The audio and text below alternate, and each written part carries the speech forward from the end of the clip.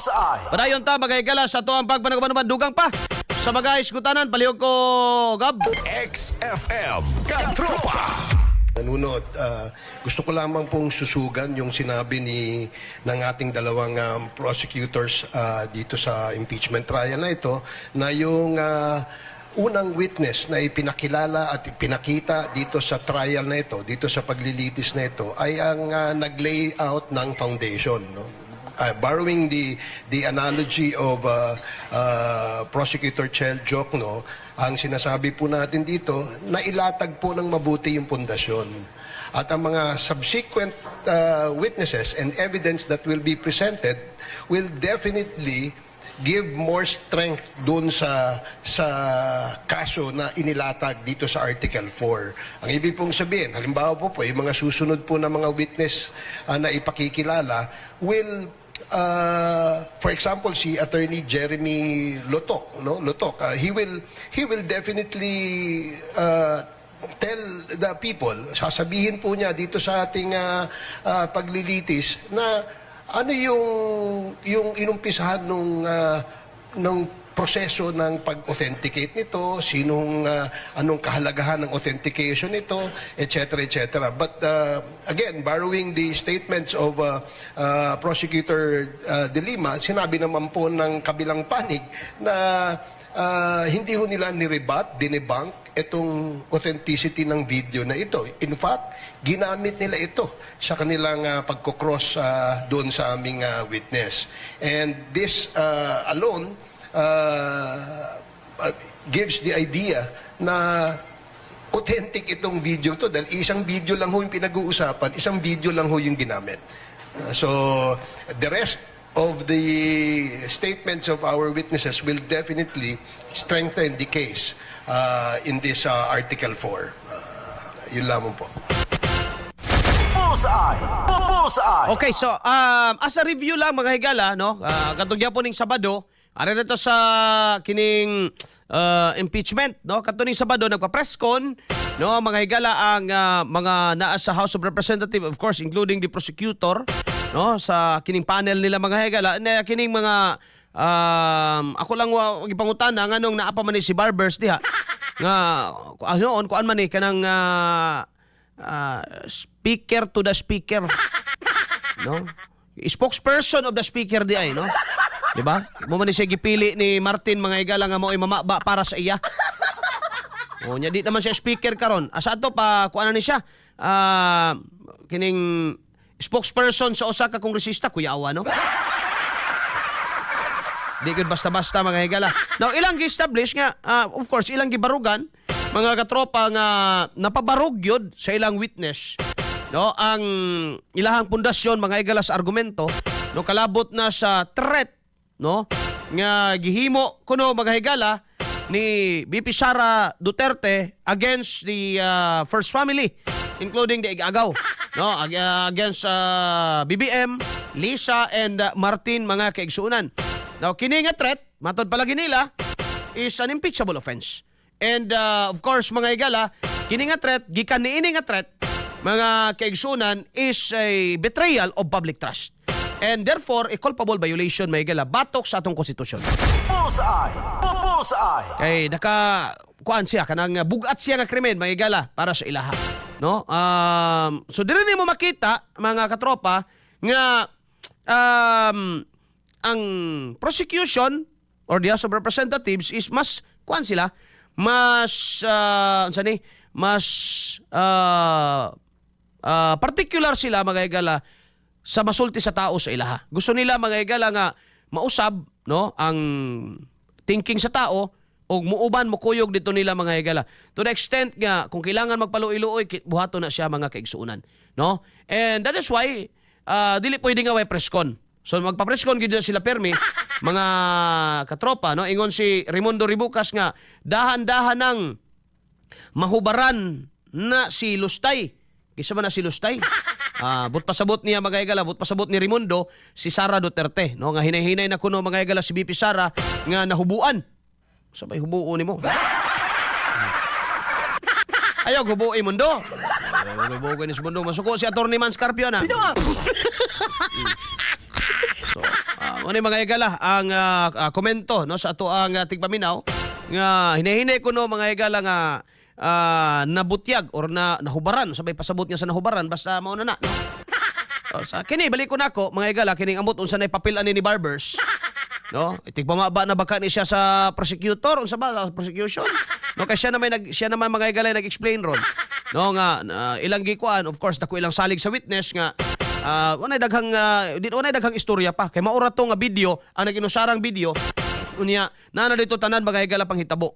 Karon manggod no sa inyong mabantayan sa nakalabay mga higala nga impeachment trial no ito nakalabay ang adlaw na unya hapon na napod no kita nimo mga higala nga gikuti gid pag-ayo no kay ingon man si Kalilo nga giimbestigahan niya ni ipangutana pod siya sa defense so imo ning giimbestigahan unsa may nahitabo prior ni ining ingon ninyo nga threat no nya di po niya masulti no di po niya makuan gani ni palagto si ligutan mga higala pero ningo man si Chis Escudero nga ayaw binuang dia no murag ni action na kag sapot pero wa kay mahimo dia no gi-sustain ang pangutana mga kaigsuonan now natural ilan ning ginahimo mga higala gumikan kay ang drive karon no sa prosecution mga higala is towards public appeal no gusto nila mga higala nga ma-change ang pananaw sa publiko.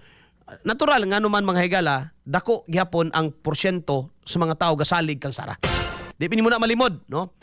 Di nimo na mga higala bisag usaon nimo na bisag magsurvey pa kag 20 karon no dili gyud na. Sa ato pa mga higala paningkamutan nila na mga kaigsuonan. Now, on the side of the defense mga igsuon no agil sila kanunay sa pagsunod sa proseso. No? Na sila mga higala sa pagsunod sa kining procedure no. Munang makita nimo nga medyo mitikuloso sila when it comes to the procedure. Ano man, namantay kuan god, namantay ginatawag mga higala mundo nga substantive due process, napud tay procedural due process. Di man pud pwede nga basta na lang nimo taralon ang tao without following the rules. Si Big Soto, si Tito Soto na may gusto ana, no? Actually, mga higala, labi na ni kay anong gipabarog ni Attorney Season ang nganong gipahinumduman ta mga higala nga kini nga leader gipili nig 32 milyones ka tao. But pasabot mga higala dili nato pwede nga i-compromise, i-bend.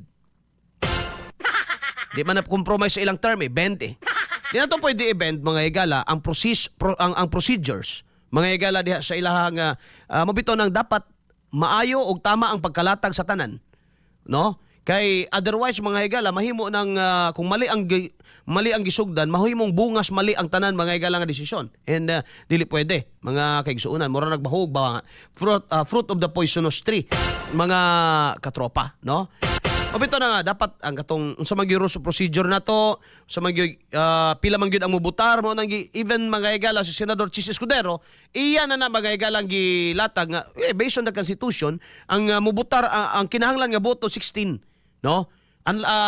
Unlike sa gusto ng mga higala sa mga anti-Duterte, no, mga kaigsuonan nga kung pila lang tong present dapat mautoy basihan mga katropa. But the Constitution is clear matud pa mga higala ni Chis Escudero dili ako'y gaingon na but the Constitution mga higala maoy naglatag ni ana nga it's the 2/3 of all its members referring to the Senate mga higala during the time mga igsuon nga mag-preside sila og impeachment.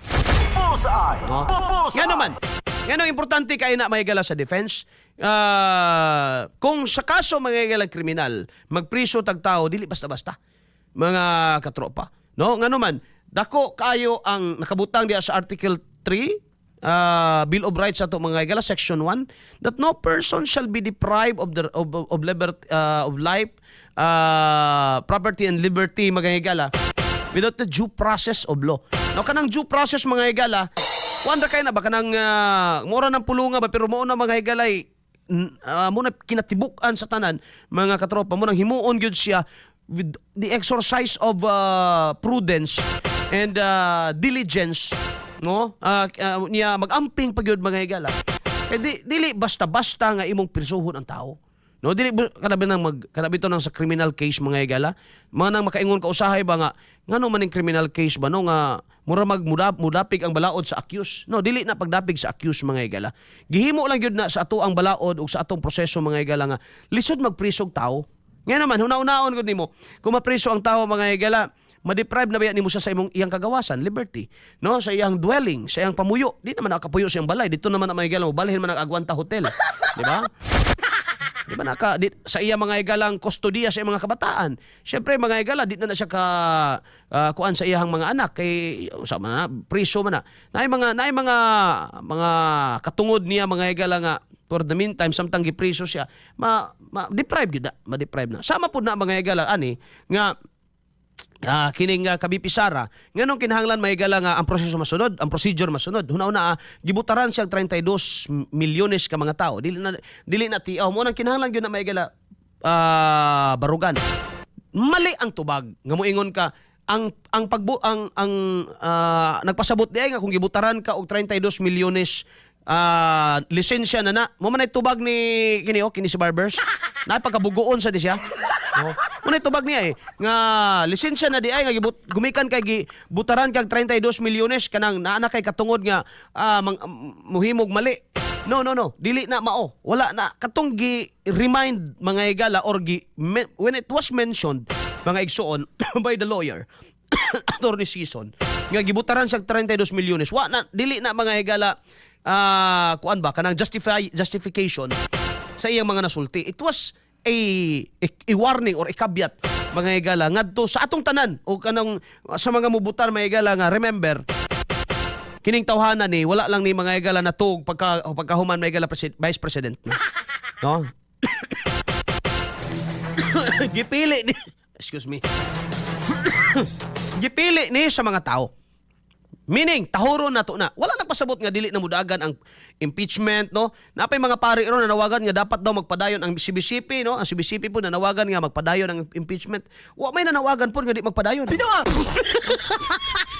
Kaysa may nag-ingon ninyo, anak. Masa ba kinahanglan bagin mo wala namang gudong murag wa naman mauba. Pataka na lang tira basta naalay katira pataka na lang gawas og impeachment mga statement para naalan jud ikapagawas. Wala may niingon nga di na ipadayon ang impeachment. Nagpadayon na gani. So pagawas man gyud dapat magpatuloy talaga ang impeachment. Kinindot kamo na lang ipangbutang diyan ipang-impeach. Kaya nagpadayon na bitaw na. So again. Mga kaigsuunan. Katong ingon ni Attorney Season nga never forget ba? Ayaw kalimti. Ayaw ninyo kalimti nga kining tawhana gibutaran ni og 32 milyones. Wala to mga higala. Mali tong understanding ni Barbers. Ang understanding ni Barbers kay ang iya pong gi-question. Ingon siya nga lisensya na di ay na pagibutaran kag 32 million. It was not intended for that. Ang pasabot ato mga higala gipahinumduman ta be careful ni ini nga kaso, no? Dapat labi na sa mga judges, dili mag-Facebook lang. No?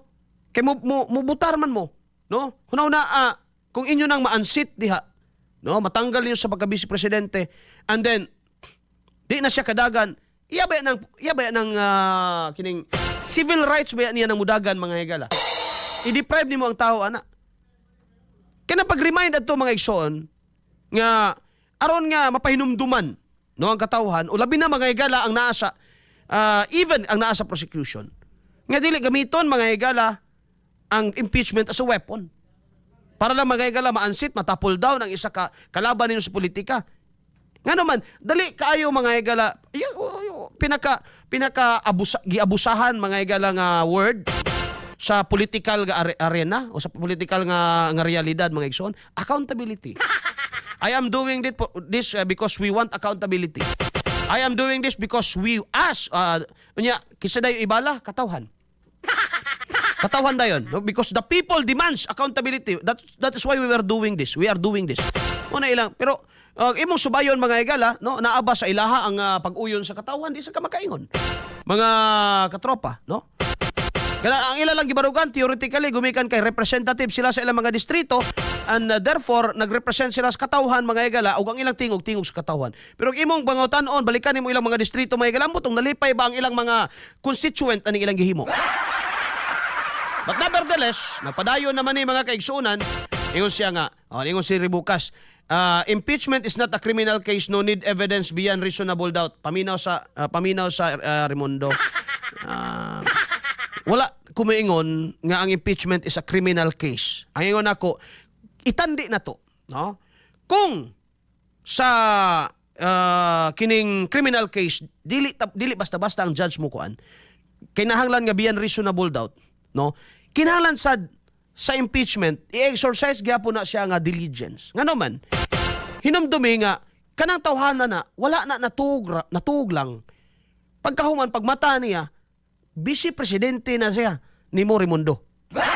Sama nga presidente namo si BBM, bisag wa mi ganahi.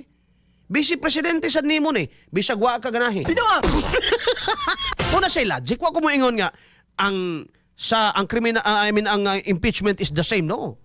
No? Muna lagi kay mag-una-una man mo. Ay!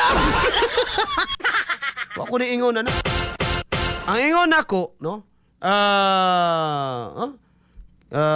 Chat is disconnected. Please wait while we try to reconnect you. Oy. Murag na anay ni Ismiringhoy maigila sa tong chat box ha. Oh. Kamo libre mo diha maka-comment. No? Ang giingon nako mga higala nga natural nga ang defense mga higala mitikuloso sila sa procedure. Kaya nga naman mundo natay substantive due process, duna sa tay procedural due process. Gusto lang dahil ninyo, mundo nga yama-yamaan lang ang impeachment rules and procedure. Basta lang makonvict si Sara. For the purpose of conviction, bahalag na ay mga di masunod. Okay lang. No? Bahalag na ay di ma-follow, okay lang. So what does it imply?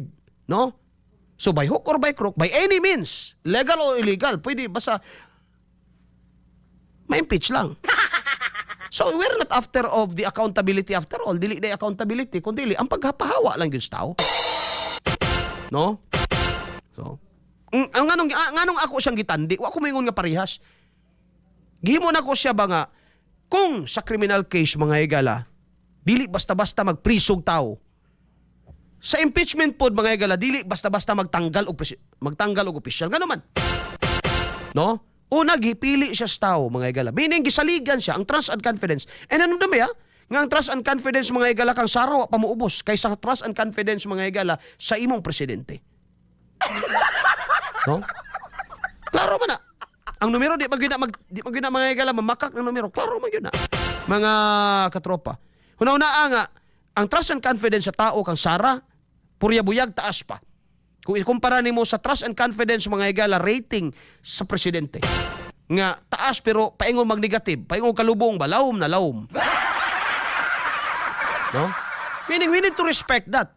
But again, dili na siya mga higala, wala man na gamita as defense. Nga dapat di na ni padayonon or wa siya sa gumikan kay wala may ingana ba pagkasulti? I think dili. No nga, wala man siya salaan gumikan kay gipili, wala may dili man ingana pagkasulti.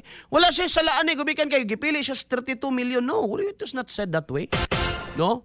Ang purpose ato is gipahinumduman nga gipili niya sa tao, no? Do not mess with the procedure.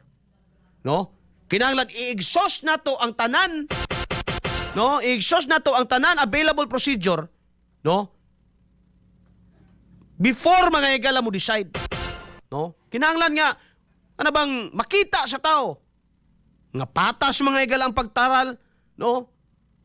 Bugat ang ebidensya, no? The preponderance of evidence, mga kaigsuunan. Nasunod ang procedure nga naman, dunay substantive nga due process, doon na po'y procedural nga due process. Di pwede karon patagi hearing ugma mapriso na tadayon.